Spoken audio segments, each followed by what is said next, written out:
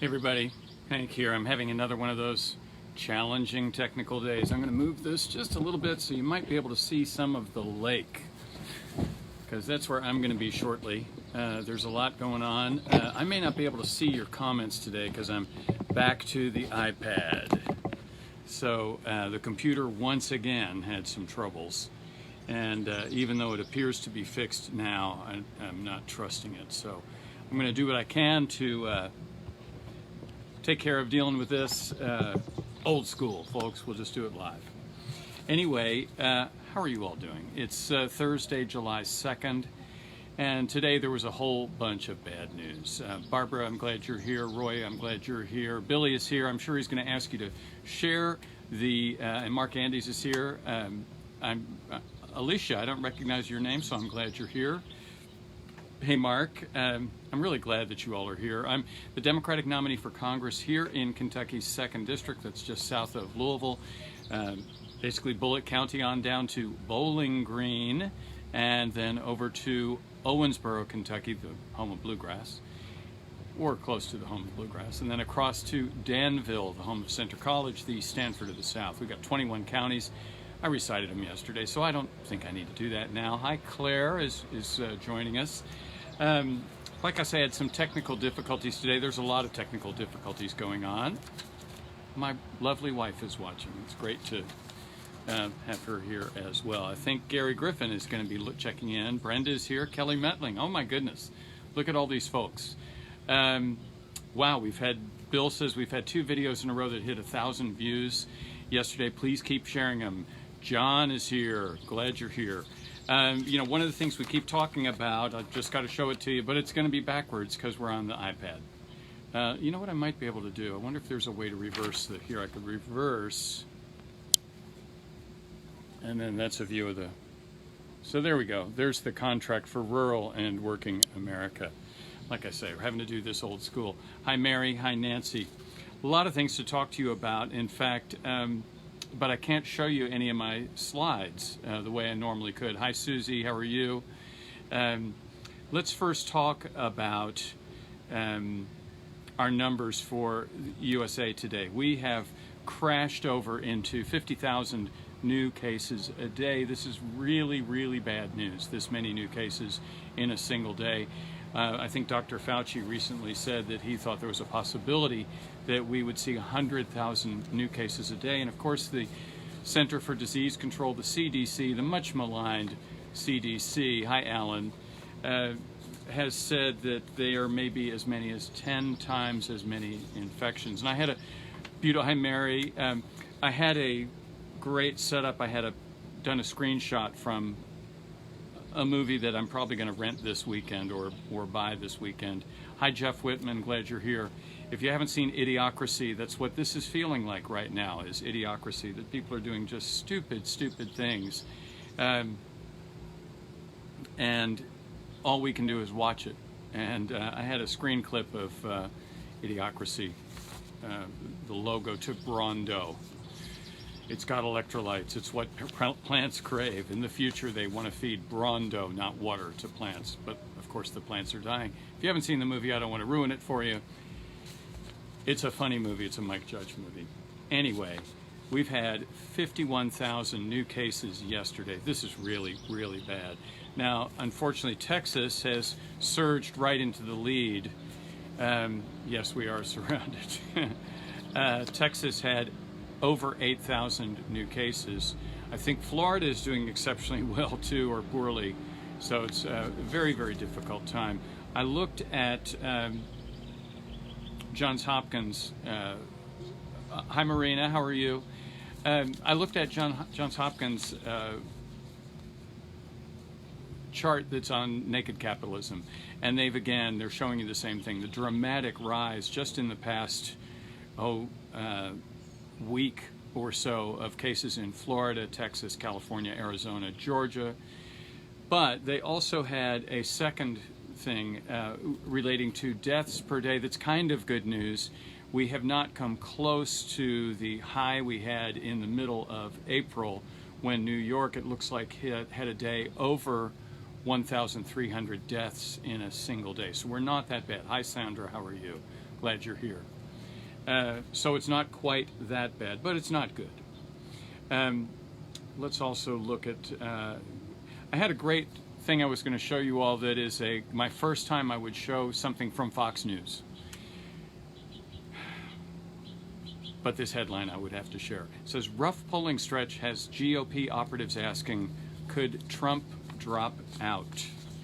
And while that's an interesting speculation, hey Sandra, how are you? And Terry Thomas is here. How are you, Terry? And there's some speculation about this, that whether Trump would drop out, but there's a Republican operative who's saying, GOP operatives are for the first time raising the possibility that the real Donald Trump could drop out of the race if his poll numbers don't rebound. Over the weekend, I spoke to a sample of major players. One described Trump's current psyche as fragile. I don't like the idea of anybody feeling fragile, but my goodness, the whole country's feeling fragile right now. This guy says, I'm not convinced yet. He's got time, and he's running against an opponent who's literally hiding in his basement. Smart move, Joe Biden. Stay where you're at. Plus, the public isn't focusing yet on how left-wing Joe Biden has become. At least he didn't say socialist. So anyway, kind of a ridiculous statement, but the picture, you'll have to look at Fox News to see the sad face on Tucker Carlson as he ponders President Trump dropping out. There's a story on Vanity Fair called What Do I Do, What Do I Do? Trump is desperate and despondent as his numbers crater, and the loser label looms. Hi Jim, glad you're here. And the loser label, which, okay. I don't know how significant that is, but he says the polls are all fake. I understand. And of course, Herman Cain, who attended the Tulsa rally, is now being hospitalized for COVID. So people are not taking this seriously. And that's, I guess, my big message to you all today. Please take this seriously. I just read a very sad story about a gentleman who went to a party and didn't wear a mask and got sick and said to everybody that he knew and went on Facebook and posted, please don't be an idiot like I was. And the next day he died. So take this thing very, very seriously. I hope you all will. The other story that I have is from Vanity Fair, I take it back, about Dr. Fauci. And Dr. Fauci is doing the best he can, and he's got a new story about him, hi Nancy, about how difficult it is to be trying to have some sort of plan with a federal government that isn't functioning, and our government is not functioning right now, at least in terms of the virus. And he's appealing for us to take personal responsibility, but how terrible is that our government has failed so dramatically that we're being asked to take responsibility for ourselves, which, believe me, we're going to do, most of us, I hope. I have a friend who might be watching right now, and we have a mutual friend who sent out an email to a bunch of folks and said, this is all baloney, the death rate is going down, this is fake news. Hi Terry, glad you're here. Hi Kathleen Crowley, glad you're here. Anyway, this email said this is all fake, and we're being duped, and fake news, and all this sort of stuff. And the person who told me about it said, I just don't know what to say to this person. I mean, this is a friend of mine, but he's just completely wrong. And in fact, the person who told me about it said, I recently lost a friend. And I lost a friend to this disease. And I have a friend who almost passed away. I don't believe I've had any personal friends that have died from it. Hi, John, how are you? But we've all, most of us have probably known someone who has gotten sick from this virus. And it's no joke. And especially if you've got a previous condition. But I guess some people just don't want to take other people's words. And if it's not affected them personally yet, they're more upset about having to wear a mask, which shouldn't be, I just am having a hard time figuring out what to say to folks who think that wearing a mask is a political statement or something like that. Hi, Butch, how are you? You know, I went to the grocery store day before yesterday, oh no, Monday, while I was in Louisville, and take it back Tuesday, and most of us were wearing masks, but there were definitely a few people who weren't, and they had a little bit of a vibe about them. So anyway, Dr. Fauci is now reduced to asking us to take responsibility for ourselves. Someone else I know who's very sick, who can't get their cancer treatments, they've had to put off their cancer checkups, said, you know, what if I get COVID? What do I do? And the doctor said to him over the phone, said, just don't get it. In other words, the answer was not going to be good if you get sick. And we are all trying our best to avoid getting sick. So that means social distancing, wearing a mask, avoiding close contact with people, washing your hands, and so on and so on. Hi, Greg. How are you? You know, I want to talk to you about the moment we are in, because this is a moment where none of us really know what is going to happen. We don't really know.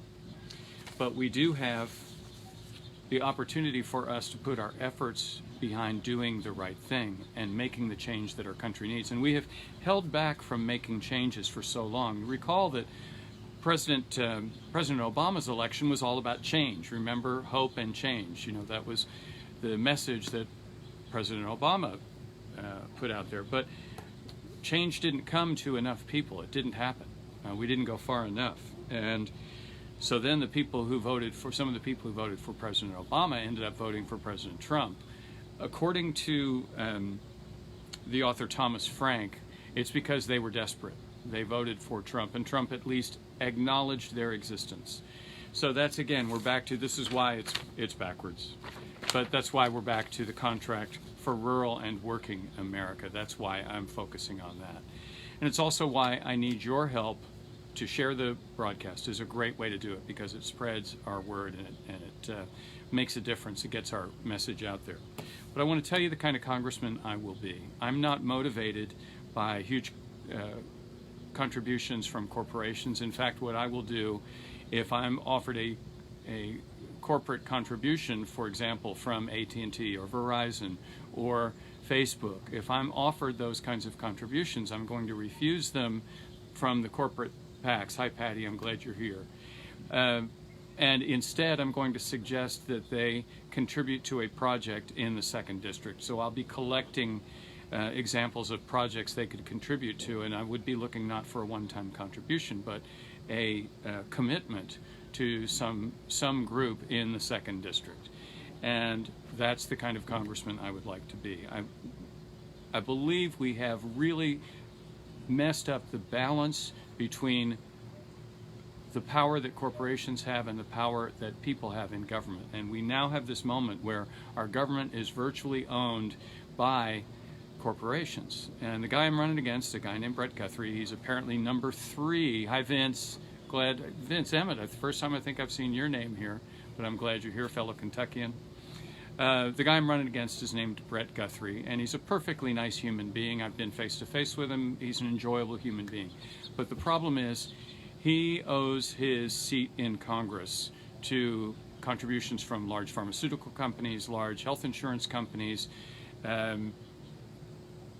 to large healthcare providers, to petrochemical corporations, to AT&T and Verizon. He's part of the reason we don't have net neutrality anymore, even though 90% of us want net neutrality. Hi, Lil Bib, I'm glad you're here. Wow, a lot of us here today. This is really great. So my opponent is the example of the money-corrupted congressman. And when he meets with you, you can meet with him and he'll give you a great meeting, and you can talk to him about climate change, and you'll really believe that you've made a difference, that he's going to pay attention to this and maybe consider your request as he votes on legislation. But the reality is he always votes the way his corporate contributors tell him to. Now, by the way, if if someone who works for a corporation or even owns a corporation wants to give a personal contribution, that's fine. I'm fine with people contributing, but I think that corporate contributions should be limited to the same that a human being could give. I think all the corporate PACs and the dark money really corrupt our democracy, and look where we're at. Look at the mess we are in, folks, because we have gone too far. We have used the lowest price, the highest profit, the biggest number we can get on the stock exchange is the answer for all our questions, and it is not working. You know, if our government had been able to respond as well as the government of Germany, then 70% of the people who have died might have lived. If we had done as well as Singapore, nearly 99% might have lived instead of dying from this disease. This is a dramatic failure, and all you have to do is look at the numbers in Europe, and it's incredible, the difference. Europe really has things under control compared to us. So I think I've ranted enough. I am angry. I'm doing my best to do what I ask you all to do, which is to get angry, but use that as fuel to prepare you for what needs to be done. And we have a lot of work to do. I promise to, when I'm elected, I promise to be looking out for the people of Kentucky and the people of our nation, and for the long run. We have too many decisions are based on short-term interests. We need to look a lot further down the road. And when it comes to climate change, we're not going to get a lot of opportunities to get this right. We've got to get this right very soon for the sake of our children, our grandchildren, our great-grandchildren. All right, well, I need to say goodbye. Thank you all very much. I'm probably going to go swimming because I don't have air conditioning at my house. My air conditioner is broken. The gentleman who's going to come fix it has been delayed. So I've been without air conditioning since Sunday, and it's 90 degrees. Is that right? Yeah, 91. So I'm going to go swimming. It is not too difficult to get angry these days. Tomorrow, by the way, if anybody's got questions, you know, fire them at me. I'm happy to. I love getting questions. Hi, John. How are you? I love getting questions. I love the back and forth. So if you all want to pepper me with questions, I'm happy to answer them. Roy, thanks very much. I will take care. And all of us, please be careful this 4th of July weekend. You Americans that are going to be wanting to be out and going to parties and hanging out with people, at least keep your mask on. All right. I will talk to you all later. I love you, and some way or another we're going to get out of this, and we're going to do the right thing for our families, for our friends, for our country, and for the world. Julie, thank you for being here. Talk to you all later. Take care. See you tomorrow at 4:30 Eastern. Bye.